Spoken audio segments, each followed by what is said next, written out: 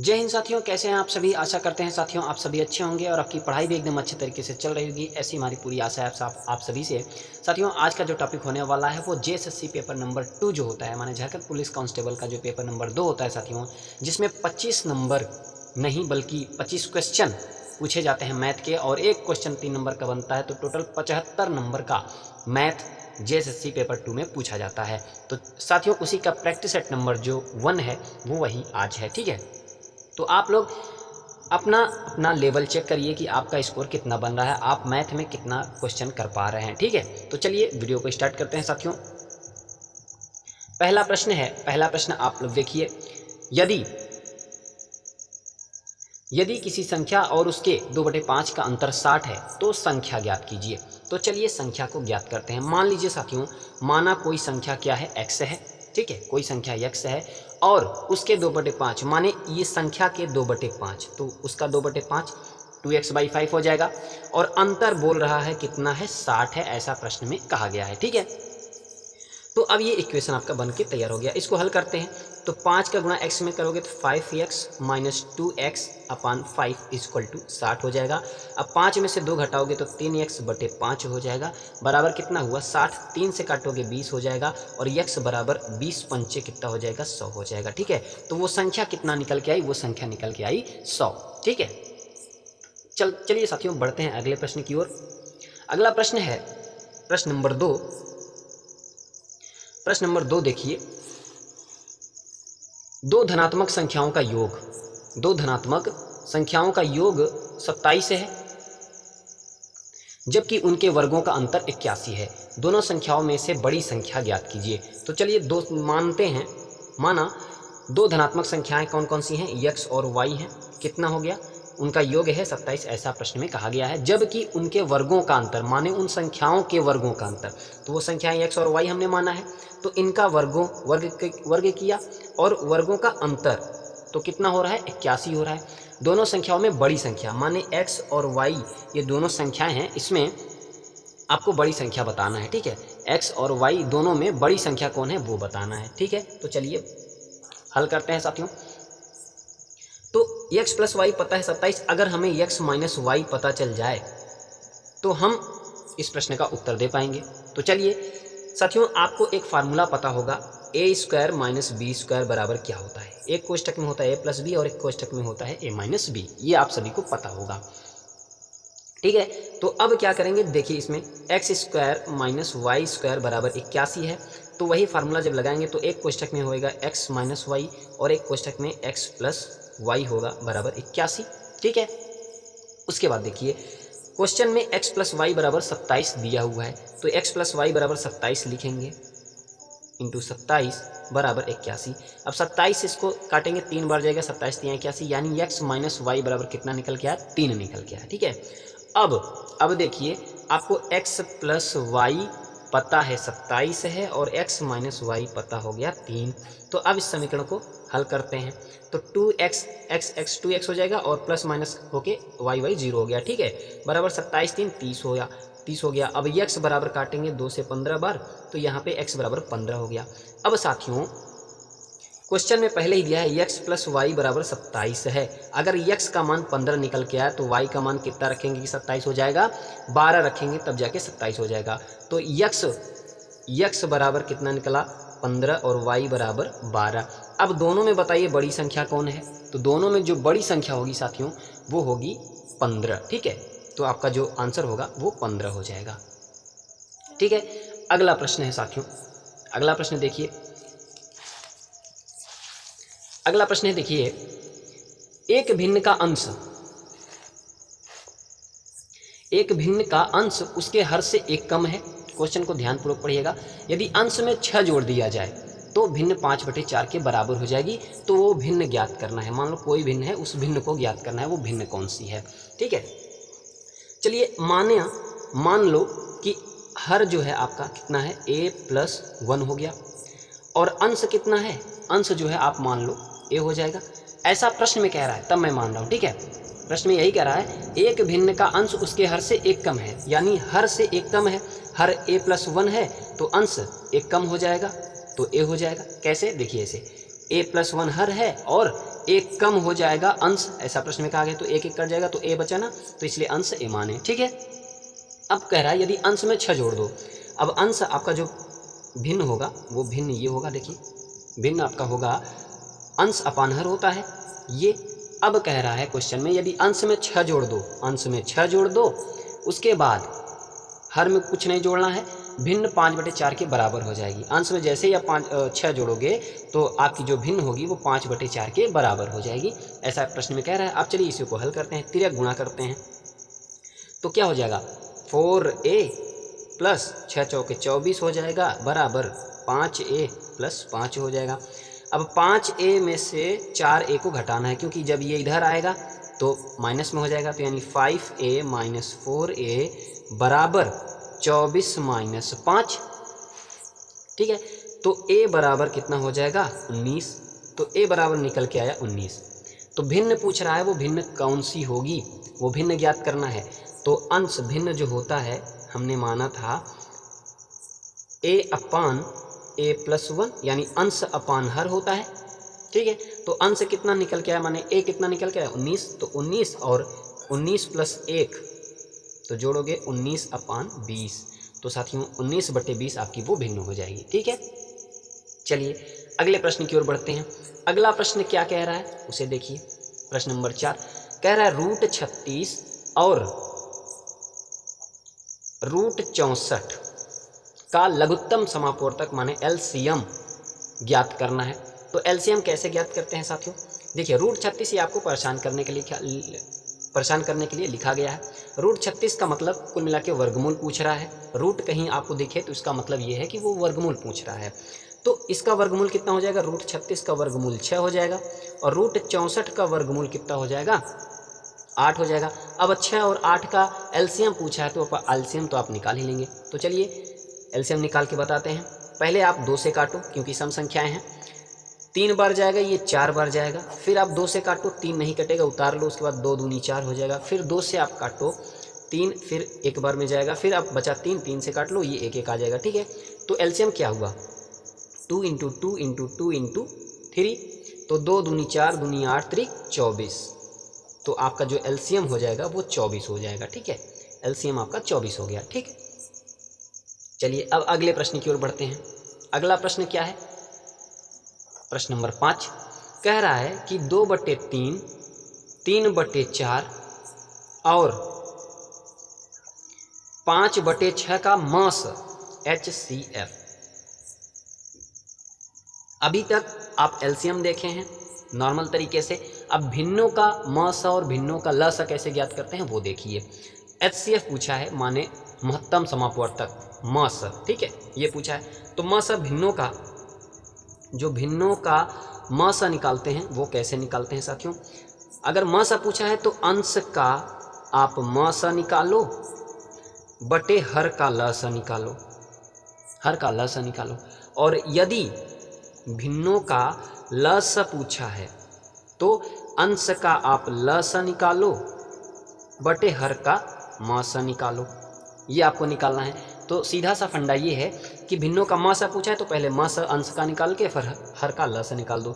लस पूछा है तो आप लस निकाल दो फिर मास निकाल दो। ठीक है, तो चलिए 2/3 और 3/4 5/6 का निकालते हैं। देखिए 2/3, 3/4 और 5/6। तो मासा पूछा है तो पहले मासा निकाल लेते हैं। तो 2 3 5 का मासा निकालोगे तो 1 आएगा, और 3 4 और 6 का एलसीएम निकालोगे तो क्या आ जाएगा, तो 12 आ जाएगा। कैसे निकालते हैं वो देखिए। मासा कैसे निकालते हैं, अगर 2 का हम गुणनखंड करेंगे तो 1 × 2 हो जाएगा। ठीक है, 3 का करेंगे तो 1 × 3 हो जाएगा। इसके अलावा और किसी से कटता है क्या 3? नहीं कटता। 5 1 × 5 ही हो जाएगा, क्योंकि और इसके अलावा किसी से कटेगा नहीं। ठीक है, तो जो सब में कॉमन हो वही आपका मासा होता है। तो 1 सब में मिल रहा है तो 1 लिख दिया। ठीक है, और एलसीएम निकालने का जो तरीका होता है ऐसे, पहले 2 से काटो, क्योंकि सम संख्या है तो 2 से काटना पड़ेगा। जो नहीं कट रहा है उसको उतार लेना है। 2 2 दूनी 4, 3 दूना 6 आ जाएगा। फिर 2 से काटेंगे 3, फिर 1, फिर 3, फिर 3 से आप काट दो तो 1 1 और 1 आ जाएगा, माने 2 दूनी 4 3 12। तो वही हमने 12 यहाँ पे लिखा है। तो 1/12 जो है आपका बिल्कुल आंसर हो जाएगा। ठीक है, तो चलिए अगले प्रश्न की ओर बढ़ते हैं। अगला प्रश्न क्या है साथियों? अगला प्रश्न है प्रश्न नंबर 6। 9 + 45/9 कोष्ठक में -8 गुणे -4 का मान ज्ञात करना है। तो चलिए ज्ञात करते हैं साथियों। सबसे पहले इस प्रश्न को हल करने के लिए आपको वी बोर्ड मास याद रखना है। वर्नाकुलम, ठीक है, माने जो जैसे 23 के ऊपर बार लगा जाता है, ये बार को ही वर्नाकुलम, ठीक है। उसके बाद ब्रैकेट, आपको ब्रैकेट देखना है, उसको तोड़ना है, फिर ऑफ, फिर डिवीज़न माने भाग, फिर मल्टीप्लिकेशन, फिर एडिशन, फिर जाके सब्सट्रैक्शन। इस तरीके से आप तोड़ते हुए जाएंगे, तब जाके आप आंसर की ओर पहुंचेंगे। तो चलिए इसमें हम उसी रूल का प्रयोग करते हुए इस प्रश्न को हल करते हैं। 9 है, उतार लो। हम कोष्ठक को पहले तोड़ते हैं, तो 9 × 5 = 45 हो जाएगा। उसके बाद -8 गुणे -4, अब गुणा तोड़ना है, तो 8 चौके 32 हो जाएगा। तो 9 + 5 और माइनस माइनस क्या होता है, प्लस हो जाता है, 8 चौक 32। अब आप जोड़ोगे, 9 × 5 = 14 और 32 जोड़ोगे तो कितना हो जाएगा, 46 हो जाएगा। ठीक है, तो 46 आपका बिल्कुल करेक्ट आंसर होगा। अगला प्रश्न देखिए, प्रश्न नंबर 7। प्रश्न नंबर 7 क्या कह रहा है? एक वस्तु को 2340 में बेचने पर विक्रेता को 10% की हानि होती है। माने 2340 में बेच रहा है कोई विक्रेता, तो उसको 10% की हानि हो रही, माने कि 90% की वैल्यू यह 2340 है। बात समझ में साथियों, क्योंकि जो कॉस्ट प्राइस होता है वो अपने आप में 100% होता है। ठीक है, तो कोई भी चीज़ अपने आप में 100% होती है। तो 90% की वैल्यू 2340 है। 15% का लाभ प्राप्त करने के लिए उस वस्तु को किस मूल्य पर बेचना चाहिए? तो किस मूल्य पर बेचे कि उसे 15% का लाभ हो जाए? तो सबसे पहले आप CP निकाल लो, उसके बाद हम डायरेक्ट भी बताएंगे, थोड़ा सा समझिए। तो 2340 ये बटे 90 × 100%, ये 90%, हम 100% की वैल्यू निकालेंगे तो कितना हो जाएगा, 23/40, तो 2340/90 × 100। ठीक है, अब आप इसको काटो, कितना आएगा भाई, 9 से काटो, 9 दूनी 18, 9 छम 54, यानी 2600। ठीक है, ये 2 0, 26 हो गया, यानी 100% की वैल्यू 2600 निकल के आई। लेकिन क्वेश्चन में कह रहा है कि भाई 15% का लाभ प्राप्त करना है, 15% का, तो ये 100% का वैल्यू, जब 100% की वैल्यू 2600 निकल के आई साथियों, तो अगर हम 115%, क्योंकि 15% का प्रॉफिट लेना है, तो 100 + 15 हो जाएगा, तो हो जाएगा 115%। तो 115% की वैल्यू निकालना है, तो 115 का गुणा कर दो, CP 100 हो जाएगा। ठीक है, नीचे हो गया। अब काटो पीटो, गुणा कर दो, 26 में 115 का गुणा करो, कितना आता है,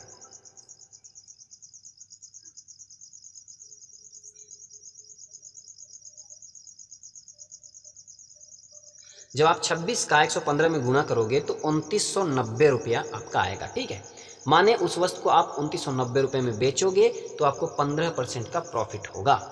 ठीक है,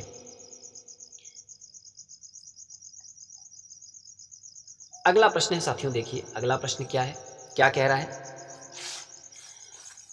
अब अगला प्रश्न कह रहा है, सेल के दौरान एक 1500 रुपये अंकित मूल्य वाली एक वस्तु पर, कोई अंकित मूल्य वाली वस्तु है। ठीक है, क्वेश्चन नंबर 8, सेल के दौरान 1500 रुपये MRP अंकित मूल्य वाली एक वस्तु है, जिसपे एक 5% की छूट दिया जा रहा है, माने 95% वैल्यू हो जाएगी, और फिर 12% माने 88% छूट दोगे। कोई चीज़ 100% होता है, आप 5% का छूट दिए तो 95 ही होगा। आप 12% का छूट दे रहे हो, 100 था, कोई अपनी चीज़ में 100% होता है, 100% है, 12% आप छूट दिए तो 88% होगा। ठीक है, वही हमने लिखा है। ठीक है, ये 2 0 से 2 0 काट दो। अब 19 पंचे 95, 20 पंचे 100 होता है, इसको काट दिया। अब 3 पचे 15 होता है, 4 पंचे 20 होता है, ये भी काट दिया। फिर बचा क्या काटने के लिए, 4 1 के 4 हो गया, 4 दूनी 8, 4 दूनी 22। अब आप 3 गुणे 19 × 22 का गुणा करो, कितना आता है, तो 3 × 19 × 22, तो कितना आया, 1254 आपका आंसर निकल के आएगा। ठीक है, तो मानो वस्तु का जो विक्रय मूल्य होगा वो 1254 हो जाएगा छूट मिलने के बाद। ठीक है, बढ़ते हैं अगले प्रश्न की ओर। अगला प्रश्न है प्रश्न नंबर 9। क्या कह रहा है साथियों? 540 रुपये पर 6% की वार्षिक दर से 3 सही 1/2 वर्षों में प्राप्त होने वाला साधारण ब्याज ज्ञात करना है। माने आपको SI निकालना है। क्या होगा साधारण ब्याज? साधारण ब्याज क्या होता है फार्मूला? तो SI बराबर जो होता है वो PRT/100, माने मूलधन गुणे दर गुणे समय। मूलधन गुणे दर गुणे समय बटे 100 होता है। ये साधारण ब्याज का फार्मूला होता है। ठीक है, तो आपको 540 रुपया P दिया है, 540 रुपये, R दिया है 6% और N दिया है 3 सही 1/2, माने कि 7/2। 3 दूना 6 और 1 7/2 हो जाएगा। ठीक है, साधारण ब्याज। तो साधारण ब्याज अब निकालो, फार्मूला लगा दो। 540 गुणे 6 गुणे 7/2 बटे 100। 1 0 से 1 0 काट दिया। 27 दूना 54, 2 से काट दिया। 3 दूना 5 दूना। तो अब आप गुणा करो, कितना हो जाएगा? 27 का 3 में गुणा करो, फिर 7। 27 गुणे 3 गुणे 7/5।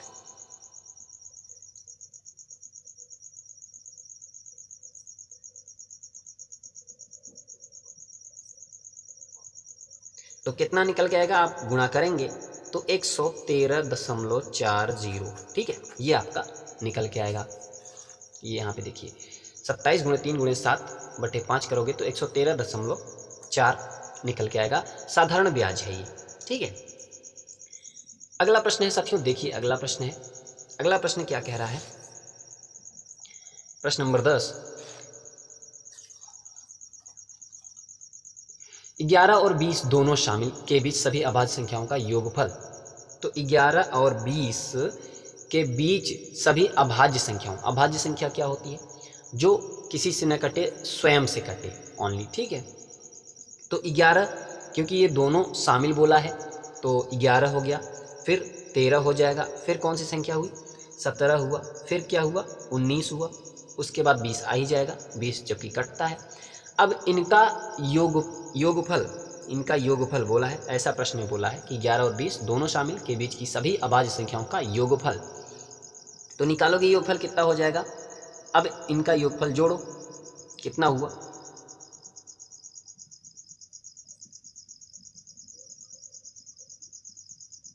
तो योगफल जो आया 60 आया।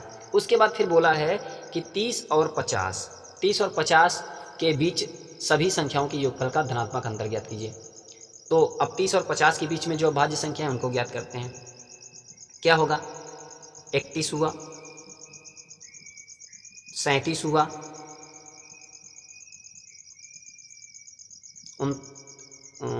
41 हो जाएगा, 43 हो जाएगा, 47 हो गया, उसके बाद 50 है ही। तो अब इनको जोड़ो, कितना होता है? 31, 37, 41, 43, फिर 47। तो आप जब इनको जोड़ोगे तो 199 निकल के आएगा। 199 निकल के आया। तो क्वेश्चन में कहा है कि धनात्मक अंतर ज्ञात कीजिए। तो 199 में जब आप 60 को घटाओगे तो कितना निकल के आएगा साथियों? 139 निकल के आएगा। तो 139 आपका आंसर हो जाएगा। ठीक है, चलिए अगला प्रश्न क्या है? अगला प्रश्न बात करते हैं। प्रश्न नंबर 11। यदि दो बेलनों के आधार की त्रिज्याओं का अनुपात 3:4 है। दो बेलन है, एक बेलन है, ठीक है, दो बेलन है, आधार की त्रिज्याओं का अनुपात 3:4 है और उनकी ऊंचाइयों का अनुपात 4:9, उनके आयतनों का अनुपात माने V1 और V2 आयतनों का अनुपात पूछा है। तो मान लो पहले बेलन का जो आयतन होगा वो क्या होगा? बेलन का आयतन πr² होता है, तो R1 H1 हो गया। ठीक है, और दूसरा V2 दूसरे बेलन का जो आयतन होगा वो πr² × H2 ये होता है। अब देखिए V1/V2 पूछा है, तो V1 कितना हुआ? πr1² H1 अपान πr2² × H2। पाई से पाई खत्म हो जाएगा। उसके बाद R1 आपका R1/R2 कितना दिया हुआ है क्वेश्चन में? 3 दिया हुआ है, 3:4, और H1/H2 कितना दिया हुआ है, 4:9। ठीक है, ये दिया है वो क्वेश्चन में। आप रखो 3 त्रिका 9 और H1 कितना है 4 बटे R2 4 है तो 4 × 16 हो जाएगा, और H2 कितना है 9 तो 9 रख दो। 9 से 9 कट गया, 4 के 4, 4 × 16, यानी कि V1 अपान जो V2 निकल के आया वो 1:4 निकल के आया, या फिर 1/4। अनुपात में पूछा है तो 1:4 आपका आंसर हो जाएगा। ठीक है, अगले प्रश्न की ओर बढ़ते हैं साथियों। अगला प्रश्न क्या है, प्रश्न नंबर 12। 3 संख्याओं का गुणनफल 10,290 है और संख्याएं 3:5:2 के अनुपात में है। तो वो संख्याएं, 3 संख्याओं में सबसे बड़ी संख्या ज्ञात करना है, सबसे बड़ी जो संख्या है उसको ज्ञात करना है। तो मान लो आप संख्या 3x 5x एंड 2x हो जाएगा, ये आप मान लो यहाँ से। उसके बाद इनका गुणनफल 3x × 5x × 2x, इनका गुणनफल कहा है 10,290 है। अब 5 × 15 दूना 30, 30x³ बराबर हो जाएगा 10,290। काटा पीटी करो, x³ बराबर आएगा, आप काटोगे 1029 का भागे 3 करोगे तो 3 त्रिका 9, 3 × 12, 3 त्रिका 9, तो यानी x³ बराबर निकल के आया 3 4 3 यानी 343। तो x का मान जो निकल के आएगा वो 7 निकल के आएगा। ठीक है, x का मान 7 निकल के आया। तो सबसे बड़ी संख्या पूछा है तो अनुपात में जो सबसे बड़ा होगा वही सबसे बड़ी संख्या होगी, जो सबसे छोटा होगा वही सबसे छोटी संख्या होगी। तो सबसे बड़ी संख्या 5 है तो 5 में आप 7 का गुणा करोगे तो कितना निकल के आएगा 35। तो सबसे बड़ी जो संख्या होगी वो 35 हो जाएगी। ठीक है, चलिए सबसे बड़ा पूछा था, सबसे बड़ा बता दिया। अगले प्रश्न की ओर बढ़ते हैं, प्रश्न नंबर 13। अगला प्रश्न क्या कह रहा है साथियों, कौन सा विकल्प किसी त्रिभुज की तीनों भुजाओं की लंबाइयां नहीं बताता है। ऑप्शन देख लीजिए आप लोग, थोड़ा सा ऑप्शन देखिए। कौन सा विकल्प किसी त्रिभुज की तीनों भुजाओं की लंबाइयां नहीं बताता है। तो आप कैसे पहचानेंगे, ऑप्शन देख के कैसे आप पहचानेंगे साथियों। आपको एक चीज पता है, मान लो कोई भी त्रिभुज है, मान लो ये भुजा ए है, ये बी है, ये सी है। ठीक है, कोई भी भुजा है ABC मान लो। ठीक है, और एक रूल पढ़ा है, त्रिभुज की किन्हीं दो भुजाओं का योग सदैव तीसरी भुजा से बड़ा होता है। ये आप सभी जानते होंगे नियम को। त्रिभुज की किन्हीं दो भुजाओं का योग सदैव तीसरी भुजा से बड़ा होता है, माने इस रूप में समझिए। अगर a + b की बात करेंगे तो ये हमेशा बड़ा होगा c से। अगर हम a + c की बात करेंगे तो हमेशा बड़ा होगा b से। और अगर हम b + c की बात करेंगे तो ये हमेशा बड़ा होगा a से। ठीक है, तो ये होता है त्रिभुज का नियम। उसके बाद आपको ऑप्शन में चेक करना होगा कि किन्हीं दो भुजाओं को जोड़ो और तीसरी भुजा से बड़ा होना चाहिए, तो जोड़ो। पहले ऑप्शन में आप जोड़ोगे, ये बड़ा है, सही है। दूसरा ऑप्शन आप जोड़ोगे, ये भी 10 × 17 12 से बड़ा है, सही है। तीसरे ऑप्शन में देखोगे 18 और 23 जोड़ोगे कितना हो जाएगा, तो 18 23 41, और 41 बराबर 41 सदैव तीसरी भुजा के बराबर नहीं होता। तो यही तीन भुजाओं की लंबाइयाँ नहीं बनाता है, क्वेश्चन पूछा है तो यही आपका आंसर सही होगा, क्योंकि यह जो है नहीं बनाता है, बाकी सारे ऑप्शन बनाते हैं। जैसे 7 4 11, ऑप्शन नंबर डी को देखो, 4 7 और 9, 4 7 9, तो किन्हीं दो भुजाओं को आप जोड़ दो, 7 4 11 9 हमेशा दूसरी भुजा से बड़ा हो गया, 11 9 से बड़ा हो गया। तो किसी भी दो भुजा को जोड़ोगे, 9 7 16 4 से बड़ा है, 9 4 13 7 से बड़ा है। तो इस तरीके से आप किसी भी भुजा को जोड़ोगे तो वो तीसरी भुजा से सदैव बड़ा होगा। अगले प्रश्न की ओर बढ़ते हैं साथियों। अगला प्रश्न है, देखिए अगला प्रश्न क्या कह रहा है, कह रहा है कि क्रमशः 121 मीटर, 121 मीटर और 99 मीटर की दो ट्रेनें विपरीत दिशाओं में चल रही हैं। एक इधर से चल रही है तो एक इधर से चल रही है, ठीक है।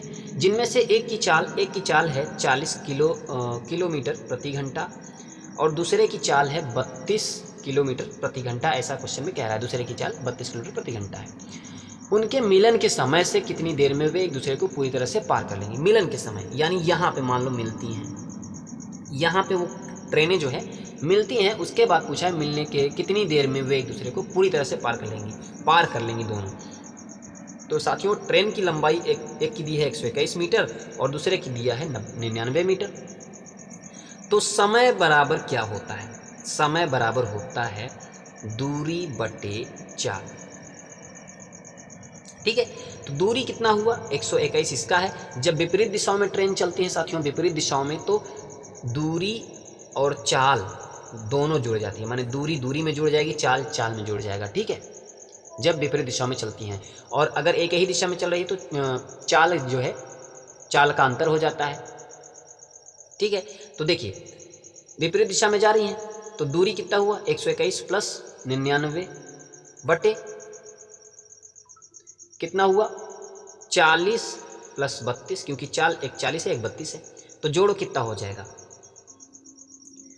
121 प्लस 99 आप जोड़ोगे तो 220 निकल के आएगा और 72 आ जाएगा। लेकिन ये मीटर में है, ये इसको देखिए यहाँ पे, ये मीटर में है, ये 72 किलोमीटर प्रति घंटा में है। तो जब आप किलोमीटर प्रति घंटा से मीटर प्रति सेकंड में जाओगे तो 5/18 का गुणा करोगे तो 18 चौके 72, 4 पंचे 20, यानी 220/20 हो जाएगा। काटोगे तो 11 आ जाएगा, 11 सेकंड। ठीक है, तो 11 सेकंड आपका आंसर हो जाएगा। चलिए अगले प्रश्न की ओर बढ़ते हैं। अगला प्रश्न क्या है? क्या प्रश्न कह रहा है अगला प्रश्न कह रहा है साथियों, क्वेश्चन नंबर 15, 12,000 की धनराशि पर 5 वर्षों के अंत में साधारण ब्याज 6,000 रुपये होता है। इसी धनराशि पर 3 वर्षों में समान दर से वार्षिक रूप से चक्रवृद्धि होने वाला चक्रवृद्धि ब्याज कितना होगा? कुल मिला के आपको मूलधन दिया हुआ है 12,000 रुपये और समय दिया है 5 वर्ष और ब्याज जो दिया है साधारण ब्याज वो 6,000 रुपये है। ठीक है, और आपसे पूछ रहा है रेट आप निकालोगे कितना परसेंटेज होगा, उसके बाद आप चक्रवृद्धि ब्याज निकाल पाओगे 3 वर्ष का। तो चलिए क्वेश्चन को सॉल्व करते हैं साथियों। जो रेट बराबर, देखिए फार्मूला होता है SI बराबर होता है PRT बाई 100 होता है। लेकिन आप जब R निकालोगे तो R बराबर निकालोगे तो SI इंटू 100 अपान PT होता है। तो इसी पे आप मान रखो। SI कितना है? 6,000 है, यहाँ पे रखो। SI कितना है? 6,000 रुपये है। 100 हो गया और मूलधन कितना है? 12,000 रुपये हो गया और समय कितना है? 5 वर्ष। तो आप 3 जीरो से 3 जीरो इधर काट दो और 5 20 2500 हो गया, 6 के 6 6 दूनी 12 हो गया, 2 दहमा 20। तो R जो निकल के आया आपका, R जो निकल के आया वो 10% निकला। अब साथियों चक्रवृद्धि ब्याज आपको निकालना है। मूलधन आपका दिया ही 12,000 रुपये, उसके बाद रेट पता हो गया, समय दिया है 3 वर्ष, वो 3 वर्ष का पूछ रहा है। ठीक है, तो साधारण ब्याज चक्रवृद्धि ब्याज क्या होता है? अब देखिए A बराबर होता है P1 प्लस R बाई 100 की पावर n। तो P कितना है? 12,000 रुपये है। उसके बाद आप R रखो 10%, यानी इसको ऐसे 10% का जो फ्रैक्शन वैल्यू निकालोगे तो कितना आएगा? 1/10 हो जाएगा। तो 10 में 1 जोड़ो, 11/10 यही होता है। ठीक है, इसका मतलब यही होता है। तो 11/10 3 बार कर दो, जैसा साल रहेगा उतने बार गुणा कर दो। ठीक है, ये 3 जीरो से 3 जीरो काट दो, यहाँ देखो ये 3 जीरो से 3 जीरो काट दो। 11 11 में 121, 11 में 13 31 होता है। 13 31 का गुणा आप 12 में करो, कितना होगा? 13 31 का गुणा आप 12 में करो, कितना होता है? 15,972 होता है। ठीक है, लेकिन उसने चक्रवृद्धि ब्याज पूछा, ये तो हमारा निकल के आता है मिश्र धन निकल के आया 15,972। अब 15,972 में आप 12,000 घटा दोगे, कितना निकल के आएगा? ये 3,972। ठीक है, तो 3,972 ऑप्शन नंबर A आपका बिल्कुल सही हो जाएगा। तो चलिए अगले प्रश्न की ओर बढ़ते हैं साथियों। अगला प्रश्न क्या कह रहा है? क्वेश्चन नंबर 16, 2 प्रकार के चावल हैं जिनका मूल्य एक 38 रुपये प्रति किलोग्राम है, 38 रुपये प्रति किलोग्राम है, और दूसरा चावल है 42 रुपये प्रति किलोग्राम है। कह रहा है कि समान मात्रा में मिलाए जाते हैं, हम इन दोनों को मिला दो भाई, मिला दोगे तो कितना हो जाएगा, 2 किलोग्राम आपका हो जाएगा 40 30 70 10 80 रुपया, यानी 2 किलोग्राम 80 रुपया। तो 1 किलोग्राम फिर कितने में हुआ, 40 रुपये। 1 किलोग्राम 40 रुपये में हम लाए हैं सब चावल को मिला के, ठीक है। और कह रहा है कि 45 रुपये प्रति किलोग्राम के भाव से हम बेच रहे हैं, बेचे जाते हैं। तो प्रतिशत लाभ ज्ञात करो। साथियों, आप 40 में लाए हो, 45 में बेचोगे तो कितने का प्रॉफिट हो रहा है, 5 का प्रॉफिट हो रहा है। कितने के ऊपर, 40 के ऊपर, इंटू 100 कर दोगे तो काटना पिटना शुरू करो। 0 से 0 काट दिए, 5 दूना 10, 2 दूना 4 हो गया, पचम 25/2। तो 25/2, 25/2 का मतलब 12.5%। तो 12.5% उसको लाभ हो रहा है, ठीक है। चलिए अगले प्रश्न की ओर बढ़ते हैं। अगला प्रश्न है, किसी वस्तु की बिक्री के दौरान 12.5%, बिक्री के दौरान मान लो सीपी उसका 100% 100 था, ठीक है। मान लो सीपी माने कॉस्ट प्राइस माने क्रय मूल्य 100 है, 100 है। किसी वस्तु की बिक्री के दौरान 12.5% का लाभ, 12.5% का लाभ हो रहा है, इसका मतलब 100 में वो जोड़ के लिखा जाता है, तो 112.5 हो जाएगा उसका एसपी, ठीक है। और कह रहा है फिर 10.5% की हानि होती है, तो जब हानि हो जाएगी तो 100 में माइनस कर दोगे 10.5%, यानी कितना निकल के आएगा, 89.5। ये आपका दूसरा एसपी हो जाएगा, दूसरा नंबर का सेलिंग प्राइस हो जाएगा। लेकिन कह रहा है कि हानि, इनका अंतर 161 है, इनका अंतर 161 है, तो आप घटाओ कितना आएगा इनका अंतर, तो 112.5 में आप घटाओगे 89.5, तो अंतर जो निकल के आएगा वो 23 निकल के आएगा। और यही 23 अंतर जो कह रहा है वो 161 के बराबर बोल रहा है, ऐसा प्रश्न में है। यानी 1:161/23 के बराबर हो जाएगा। 23 से आप काटोगे तो 7 बार में जाएगा, यानी 1 बराबर 7 के बराबर हो गया। तो 100% की अगर हम बात करेंगे तो 700 हो जाएगा, ठीक है। तो यानी सीपी आपका निकल के आ गया कितना, सीपी आपका 700 निकल के आ गया। अब आप अपेक्षित लाभ माने 19% का अगर लाभ प्राप्त करना है तो ये कितने में बेचा जाएगा, यही पूछ रहा है। तो 19% यानी 100% की वैल्यू जो है वो 700 के बराबर है। तो साथियों 119% की वैल्यू निकालोगे तो 100 × 119 कितना हो जाएगा, ये 2 0 से काटोगे, 119 में जब आप 119 में गुणा करोगे 7 का तो 833 निकल के आ जाएगा। तो 833 आपका आंसर हो जाएगा, ठीक है। अगला प्रश्न है क्वेश्चन नंबर 18। किसी घनाकार टंकी की क्षमता, टंकी की क्षमता की बात हो रही है, यानी कि कोई घनाकार टंकी है, ऐसे माने घनाभ आकार की टंकी है साथियों। उस टंकी में जो जल भरा है, ठीक है, जो जल भरा है माने आयतन, ठीक है, आयतन की बात हो रही है। यानी आयतन कितना है, 12,288 किलोलीटर है। इसकी लंबाई कितना है, 32 मीटर है। चौड़ाई है कितना, 3x है। और ऊंचाई कितना है, 2x है। अब ये क्योंकि अनुपात में दिया था, तो अनुपात में जब कोई किसी चीज़ का वैल्यू दिया रहता है तो उसको आप हमेशा x के रूप में मान लोगे। जैसे 3:2 दिया हुआ है, तो आप अगर चौड़ाई मानोगे, चौड़ाई और ऊंचाई का अनुपात दिया हुआ है, तो जब आप चौड़ाई निकालोगे तो 3x निकालोगे, और जब आप ऊंचाई निकालोगे, यहाँ देखिए, जब आप ऊंचाई निकालोगे तो आप 2x निकालोगे, ऐसे, ठीक है। तो इस तरीके से। तो साथियों फार्मूला क्या होता है, आयतन बराबर जो होता है माने घनाभ का जो आयतन होता है वो L × B × H होता है। आयतन 12,288 है और लंबाई है 32, चौड़ाई कितनी है 3x और ऊंचाई 2x है। टंकी की चौड़ाई पूछा है, तो अब आप करो 12,288/32 × 6 बराबर x²। काटना पिटना जब आप चालू करोगे तो कितना निकल के आएगा, 12,288 को आप भाग दे दो 32 से, तो आप जब इसको पूरा काट दोगे तो आंसर आपका निकल आएगा 64। ये x² के बराबर हो गया, ये जो है x² के बराबर हो गया 64 आपका। तो x बराबर निकला कितना 8 × 64, 8 निकल के आया। तो टंकी की चौड़ाई पूछा है यानी b, तो b कितना माने थे 3x था, तो 3x और x बराबर कितना है 8, तो आंसर 24, चौड़ाई कितना होगी 24 हो गया। ठीक है, अगला प्रश्न है प्रश्न नंबर 19।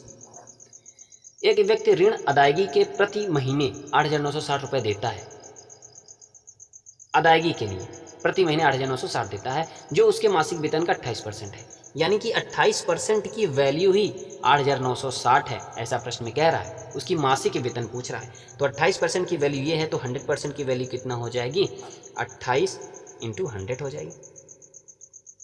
ठीक है, तो अब आप काटो, पहले 7 चौके 28, 7 1 7 हुआ, हाँ, और 7 दूनी 14, 7 8 56, 4 तिहाई 12, 4 दूनी 8, 320। ठीक है, तो अब 320 और 00 यानी 32,000 रुपये।